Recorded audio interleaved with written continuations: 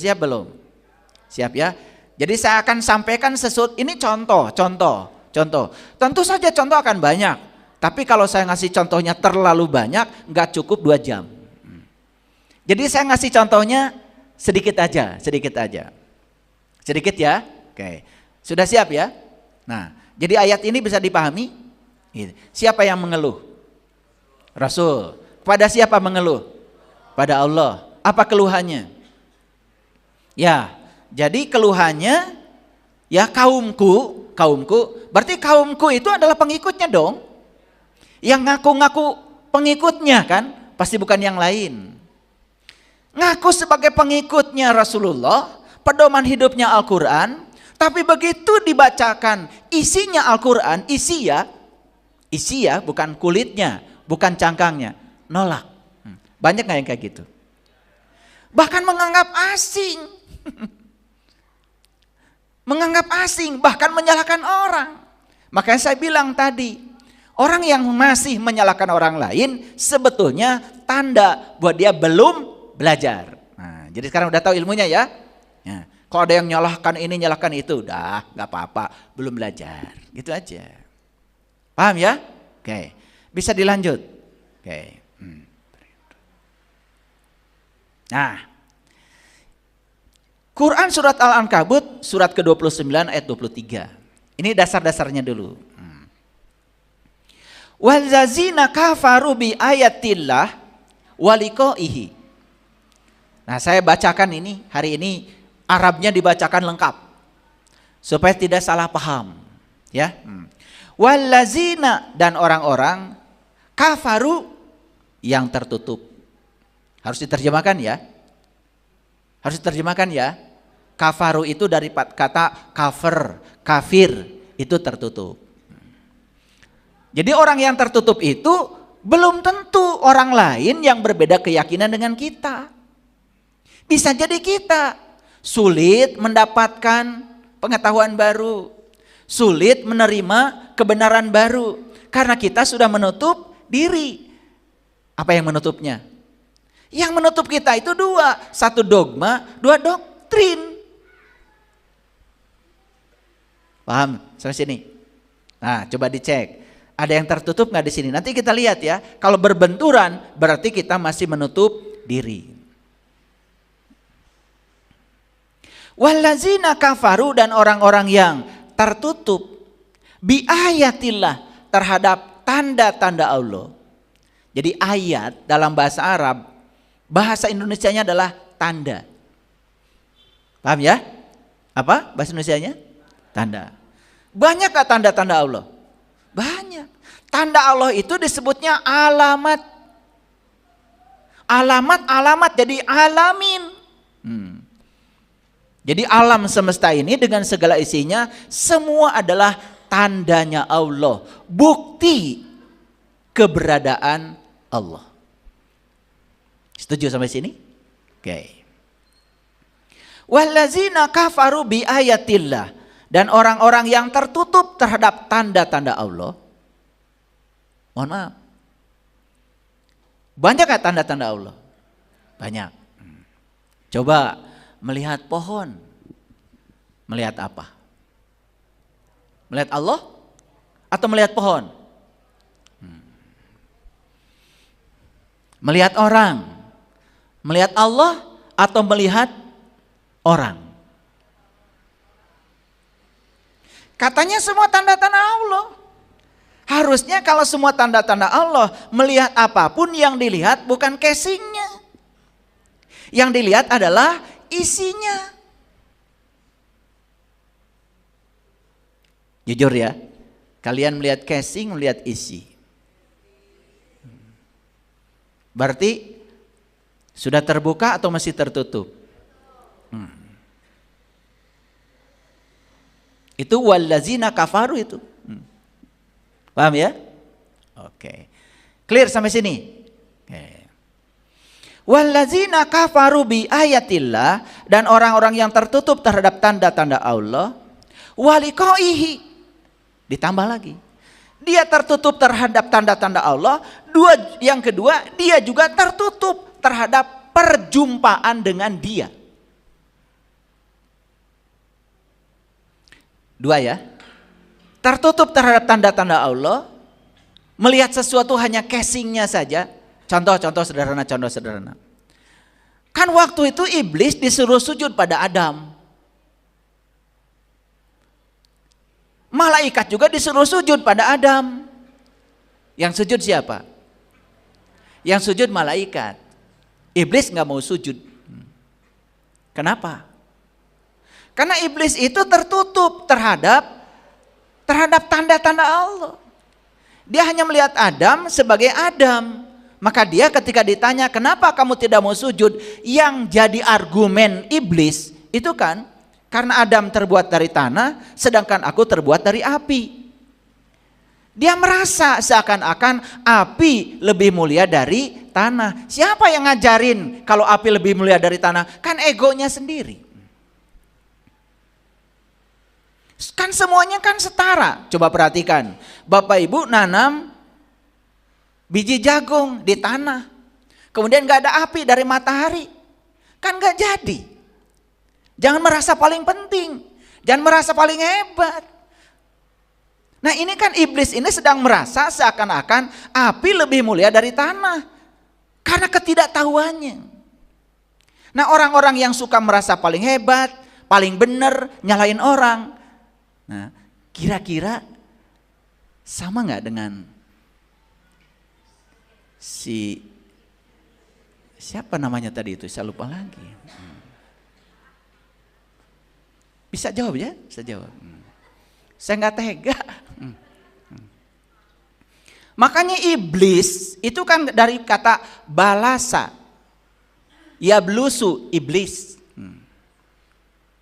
ablasa yablusu iblis. Jadi iblis itu dari akar kata balasa, ablasa, yablusu iblis. Ablasa itu menurut para mufasir artinya adalah tidak ada kebaikannya sedikit pun. Itu balasa itu.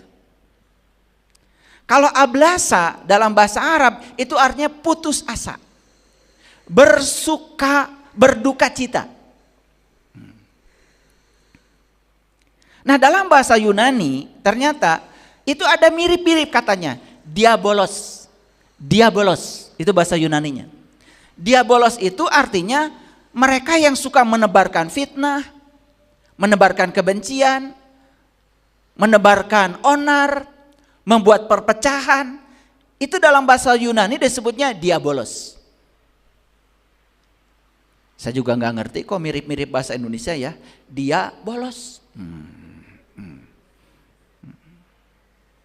Ya, makanya suka bolos belajar, gak tekun belajarnya, kayaknya nanti jadi calon juga tuh, calon, ya itulah, paham ya? Sampai sini bisa mengerti? Oke, lanjut dulu. Dan orang-orang yang tertutup terhadap tanda-tanda Allah, oh yang tadi belum selesai. Iblis itu disuruh sujud pada Adam, gak mau. Karena yang dilihat iblis itu Adam casing. Padahal sebetulnya Adam yang casing ini itu cuma cangkangnya. Adam yang sebenarnya itu kan ruhku yang dititipkan pada Adam. Kan di Quran dikatakan fa iza sawaitu wa nafakhtu fihi min ruhi faqa'u lahu sajidin. Jadi sebetulnya di balik Adam itu ada satu daya semesta yang menggerakkan Adam, yaitu ruhku.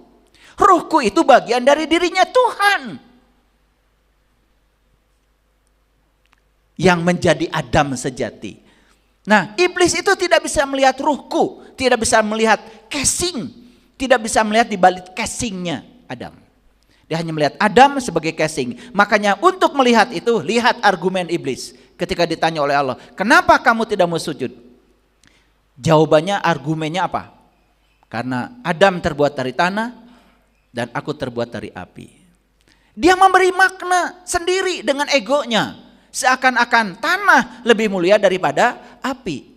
Padahal kalau tidak ada matahari, tidak ada api, kan tidak ada itu jagung. Setuju sampai sini? Sama pentingnya? Awas ya. Di dunia ini semua sama pentingnya. Makanya jangan merasa paling penting ya di jalan. Lalu semua harus menyingkir karena saya paling penting. Nah, yang suka merasa paling penting, yaitu gak tega saya nyebutnya.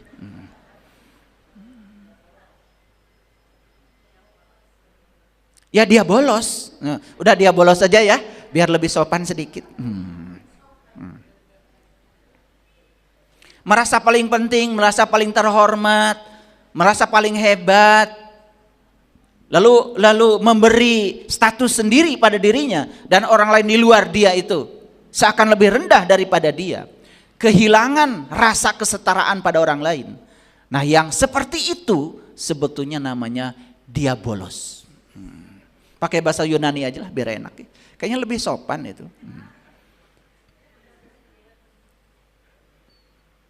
Dalam bahasa Arab, ablasa itu artinya putus asa. Putus asa terhadap apa? Nah, saya coba baca beberapa tafsir, dikatakan di situ, putus asanya itu putus asa terhadap rahmat Allah. Akhirnya saya cari ayatnya, ada nggak yang menyatakan itu dalam Al-Quran? Ternyata ada ayatnya. Ayatnya dalam Quran surat Al-Ankabut ayat 23. Mari kita baca lebih lengkap lagi. Dan orang-orang yang tertutup terhadap tanda-tanda Allah dan tertutup terhadap pertemuan dengan dia, gak percaya, tidak mau berjumpa, maka kata Quran mereka ini adalah putus asa. Nah, putus asa dalam bahasa Arabnya adalah ablasa. Ablasa sudah jadi iblis. Makanya siapapun yang putus asa dalam kehidupannya, sebetulnya dia sedang menjadi diabolos. Lebih sopan. Putus asa terhadap apa? Jelas sekali di sini dikatakan, ulaika yaisu mir rahmati. Putus asa terhadap rahmatku. Ya, maka ulaika lahum azabun alim, maka mereka itu pasti akan mengalami penderitaan dalam hidupnya. Paham sampai sini? Oke. Jadi bisa dimengerti sekarang, ya. Orang-orang yang tertutup terhadap tanda-tanda Allah, tertutup terhadap perjumpaan dengan Allah, mereka ini sebetulnya orang yang putus asa, sedang mewarisi ablasa, sedang mewarisi sifatnya iblis. Dan sifatnya iblis disebut syaiton. Makanya syaiton dari syatona, syayatin. Artinya adalah menjauh. Makanya orang yang putus asa terhadap rahmat Allah, dia tertutup terhadap tanda-tanda Allah, tertutup terhadap perjumpaan dengan Allah, maka kata Quran, dia itu adalah ablasa, putus asa. Dan gara-gara putus asa itulah, maka lama-kelamaan dia semakin menjauh dari Allah. Syatona, syayatin. Tuh. Makanya merasa seakan-akan dekat dengan Allah, padahal dia semakin jauh. Sudah melakukan ritual itu, ritual ini, rasanya sudah paling dekat aja dengan Allah, tapi kenyataannya jauh. Buktinya akhlaknya jauh dari akhlaknya Allah. Makanya orang-orang yang sudah tercelup oleh celupannya Allah, sibgot Allah, akhlaknya pun akhlaknya Allah, disebut tahaluk bi akhlakillah. Clear sampai di sini? Oke, lanjut dulu. Jadi orang-orang yang putus asa terhadap rahmat Allah, dia itu tertutup terhadap tanda-tanda Allah, dia juga tidak tertutup terhadap perjumpaan dengan Allah. Maka mereka itu, kata Allah dalam Quran surat Al-Ankabut tadi, pasti mereka akan celaka. Karena dia keluar dari sistem yang Allah ciptakan. Makanya semua orang-orang yang keluar dari sistem yang Allah ciptakan pasti celaka. Oke, lanjut dulu, ya. Nah, saya ngasih tes dulu. Tes. Ini tes dari Quran. Tes dari Quran. Kan tadi saya bilang, ada orang yang mengklaim kalau dirinya itu berpedoman pada Al-Quran. Yes? Okay. Tetapi begitu dikasih sesuatu dari Quran, cuman berbeda dengan yang dia pahami selama ini, dia menolak. Ada yang gitu? Ada. Ini contohnya. Coba Bapak Ibu nolak apa tidak? Ini Quran surat Hud, surat 11 ayat 106. Fa'ammal ladina syaku fafinnar lahum fiha zafirun wa syahikun. Adapun orang-orang yang celaka, maka tempatnya di dalam neraka. Di dalamnya mereka mengeluarkan dan menarik nafas. Jadi di dalam neraka itu mereka mengeluarkan dan menarik nafas. Nah, jauhkan pikiran kita dari ilusi.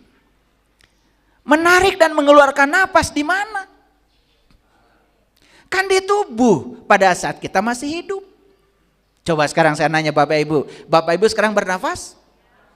Kan nafas itu cuma dua, narik, keluar, narik, keluar, cuma begitu kan? Di mana itu terjadi? Di sini, di sini, di sini. Pada saat kita masih hidup. Kalau kita sudah tidak di tubuh ini lagi, keluar dari sini, kan disebutnya juga menghembuskan napas yang terakhir. Kan selesai bernapas. Paham ya? Kan orang mati itu menghembuskan napas terakhir. Kalau dia sudah keluar dari tubuh, gak ada lagi istilah nafas, gak ada. Istilah napas itu hanya ada saat sedang ada di sini. Setelah keluar dari sini gak ada istilah napas. Gak ada. Clear sampai sini? Nah, kata Quran, neraka itu, nar. Makanya di Quran itu cuma dua, nar dan nur. Nar, nur gitu aja. Jadi nar itu sering diterjemahkan neraka. Nar itu adalah api, bahasa Arab. Ingat ya, api itu bukan untuk membakar sebetulnya. Tapi api itu dihadirkan untuk mematangkan. Paham? Saya mau nanya, Bapak Ibu di rumah punya api? Punya. Sehari-hari itu api digunakan untuk membakar Bapak Ibu atau untuk mematangkan? Mematangkan nasi, mematangkan daging. Betul nggak? Jadi api itu terserah kita. Mau digunakan untuk membakar bisa, digunakan untuk mematangkan bisa. Jadi jangan takut dengan nar. Kan nar itu memang diciptakan untuk mematangkan. Paham? Paham ya? Ada nggak di sini yang makan beras langsung gitu dari karung? Kan butuh api, butuh nar. Kalau begitu, neraka penting nggak? Penting. Makanya segala kesulitan, segala penderitaan bisa jadi itu adalah nar untuk mematangkan. Dari situ kita jadi matang, jadi manusia dewasa. Gak mau lagi masuk ke situ. Masuklah pada ruang baru, namanya jannah. Jannah disebut surga. Surga berhubungan dengan nur. Makanya surga, mercu sur. Jadi surga itu berhubungan dengan cahaya. Makanya nar, nur gitu aja di Quran. Jadi nar itu frekuensi rendah, nur itu frekuensi tinggi. Nar panas, nur dingin. Nar kacau, nur damai. Tinggal pindah dari nar ke nur gitu aja. Di Quran cuma nar nur aja. Betul nggak? Makanya di Quran dikatakan Allahu nurun. Tuh. Begitu bersama Allah. Bersama cahayanya.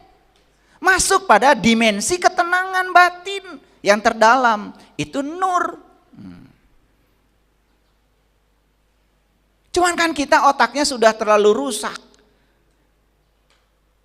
Dicekoki oleh dogma seakan-akan Tuhan itu yang maha pengasih, maha penyayang, menciptakan tempat untuk membakar hamba yang dicintainya. Tuhan macam apa? Dan kita percaya karena memaknainya begitu. Kan itu berlawanan dengan sifat Allah yang Maha Pengasih dan Maha Penyayang. Bagaimana mungkin? Bahkan Dia yang mengangkat kita dari nar menuju nur.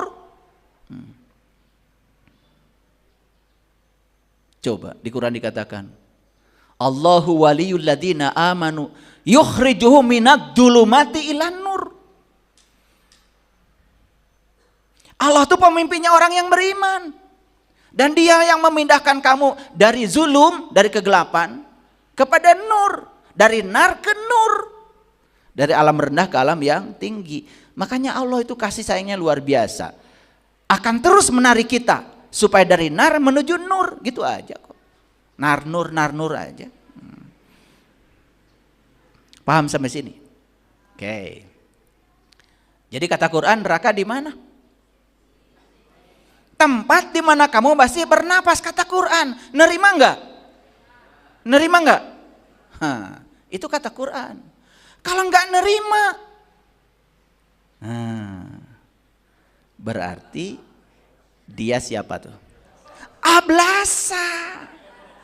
Berarti dia bolos. Bolos terus.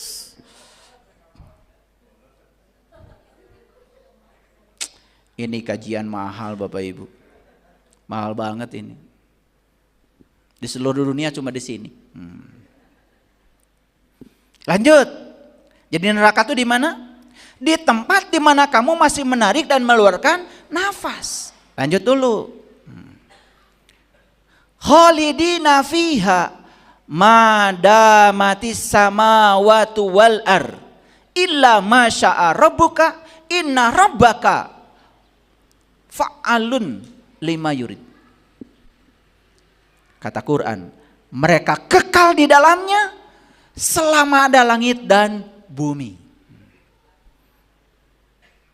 Jadi langit dan bumi aja kata Allah masih ada.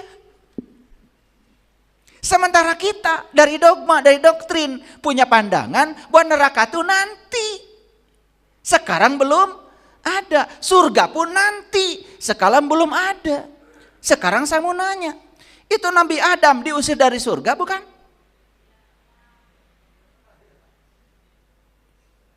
Lah kalau surganya nanti berarti surga belum ada. Sedangkan Adam aja terusir dari surga. Berarti surganya sudah ada? Lah terusir dari surga masa surganya belum ada? Gimana sih kalian ini?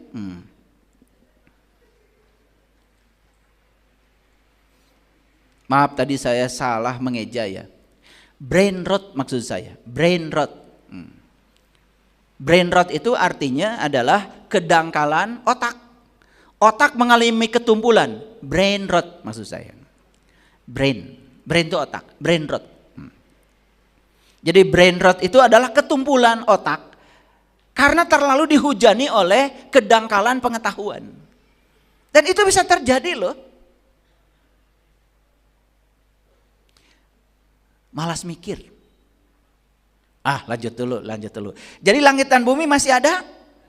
Kata siapa? Lah kata Quran. Terus saya bingung ya. Kalau saya membicarakan ini dari Quran, kemudian katanya saya salah. Terus saya harus berpedoman pada apa? Lanjut dulu ya. Ini contoh. Contoh bahwa ya kata Rasul, kaumku telah menjadikan Quran itu sia-sia. Nah, apa manfaatnya? Nanti kita buka rahasianya. Lanjut dulu. Ini surat Hud ayat 107. Wa ammal ladzina su'idu fafil jannah khalidina fiha madamatis samawati wal ar illa ma syaa rabbuka. Kata Quran, adapun orang-orang yang berbahagia maka tempatnya di dalam jannah. Sebenarnya jannah itu tidak cocok seperti diartikan surga. Karena jannah itu arti yang sebenarnya adalah taman sebetulnya. Kebun. Makanya jannatin tajri min tahtihal anhar. Makanya di kebun itu ya, di taman itu ada air yang mengalir. Makanya kenapa orang-orang di seluruh dunia mengatakan Indonesia ini adalah surga. Cocok dengan ayat itu. Karena di sana nggak ada air mengalir di sana, batu semua. Cuman karena kita sudah kelamaan tinggal di sini, kita menyepelekan sungai, menyepelekan hutan, menyepelekan semua yang Allah anugerahkan di sini. Karena kita punya angan-angan, ada tempat yang lebih dari ini, lalu melupakan kenyataan.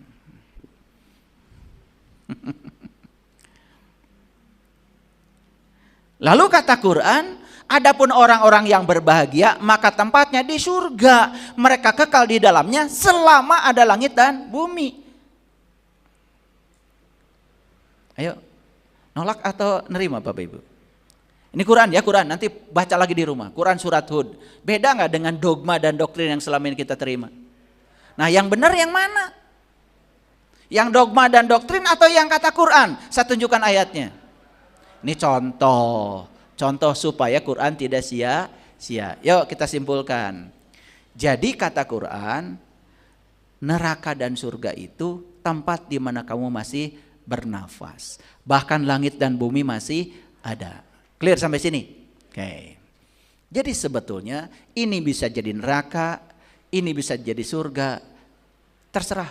Kamu mau tinggal dalam nar atau tinggal dalam nur gitu aja. Tinggal dalam nar, ya sudah alam rendah. Tinggal dalam nur, itu alam tinggi. Makanya kita belajar kesadaran. Kalau tinggal di kesadaran rendah, apapun jadi masalah. Tinggal di kesadaran tinggi, cuek aja. Kan sudah saya jelaskan kemarin, segala penghalang adalah jalan. Justru penghalang jalan bagi orang yang kesadaran tinggi, itu jalan. Udah baca? Udah dengar kajian yang kemarin diulang lagi di rumah? Kan sudah disampaikan, itu udah rinci sekali. Penghalang jalan adalah jalan. Terserah kesadaran kita. Bisa jadi nar, bisa jadi nur. Bisa jadi gelap, bisa jadi terang. Bisa jadi matang, bisa jadi tidak matang. Terserah kita. Clear sampai sini? Oke. Pelan-pelan ya ngajinya nih, kecepatannya diturunkan 5 km per jam. Lanjut. Sekarang saya mau kasih contoh. Ini Quran surat Toha ayat 115. Walaqad ahidna ila Adama. Adam ya, nggak pakai nabi ya. Adam ya. Walaqad ahidna ila Adama min qablu. Fanasya walam najid lahu ajma. Dan sesungguhnya telah kami perintahkan kepada Adam sebelumnya. Namun ia lupa. Dan tidak kami dapati padanya kemauan yang kuat. Nih udah mulai nih cerita Adam. Makanya saya kasih tahu dulu Bapak Ibu. Ada sosok, ada peran. Apa? Ada sosok, ada peran. Ingat ya. Nah, sosok itu seperti ini contohnya. Ya. Kan presiden kita ganti-ganti tuh. Dulu Pak Karno sosok. Ganti jadi Pak Harto sosok. Betul nggak? Ganti lagi jadi Pak Habibie sosok. Ganti jadi Gus Dur sosok, ganti jadi Bu Mega sosok, ganti jadi Pak SBY sosok, ganti jadi Pak Jokowi sosok, ganti lagi sekarang Pak Prabowo, semuanya sosok. Kan sosok itu ganti-ganti Bapak Ibu, tapi perannya sama, presiden. Paham ya? Jadi presiden itu adalah peran. Ya. Nah peran ini bisa diperankan oleh sosok mana saja. Dan pasti sosok berganti-ganti, gak mungkin itu aja. Sayang sekali kalau kita baca Quran. Begitu dengar kata Adam, kita melihat Adam sebagai sosok, bukan sebagai peran. Melihat Musa, sosok bukan sebagai peran. Melihat Isa, sosok bukan sebagai peran. Coba kalau kita melihat, buka sedikit, jangan terpaku di sosoknya. Karena sosok itu lewat, ganti-ganti, tidak abadi. Sosok tidak abadi, tapi perannya abadi. Rasul, sosok apa peran? Liar keneh gening. Sakit dari tadi saya udah ngomong. Rasul, sosok apa peran? Peran. Makanya Rasul kan zamannya Adam, zamannya Idris, zaman itu kan ganti-ganti sosoknya. Tapi kan kerasulannya kan tetap ada. Paham sampai sini? Oke. Sekarang saya ingin mengajak Bapak Ibu melihat Adam bukan sebagai sosok, tapi sebagai peran. Kalau sebagai peran, masih ada nggak Adam saat ini? Ada. Kalau sebagai peran, masih ada nggak iblis saat ini? Ada. Di sini.